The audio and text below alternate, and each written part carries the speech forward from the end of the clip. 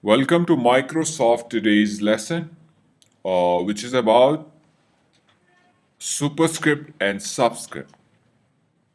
In Microsoft Word, most of the time we are required to create scientific formulas.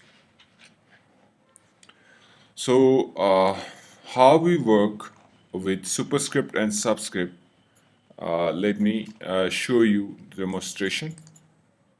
Like we have formula x squared, and here's first, like first time or second first. This is how. Now, how to create the square here? X2, just select the 2 and click here x squared. Superscript, we want make it x squared. And then first, if you want make it again, select it and then click on superscript. Now, it was about the superscript, this one, how to make superscript text. Now, the subscript is about,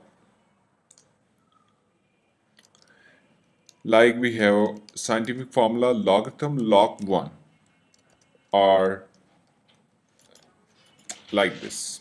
So what we have to do, select the first one, select the number, and then just click on the subscript. Now you can see the scientific formulas. Just we made it.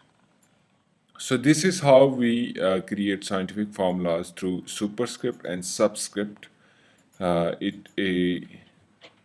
It is very helpful and it is very important in Microsoft Word to create your scientific formulas. And anywhere else, like if you want somewhere else, like PK, like Mac trademark, if you want to write here the trademark TM. So now the trademark is like this. So it's not the right format. So what we have to do, select trademarks and then just click superscript. Now you can see here the make trademark. It's a trademark and summary font, make it this later. This is how we make it a trademark. So today's lesson was about the superscript and subscript.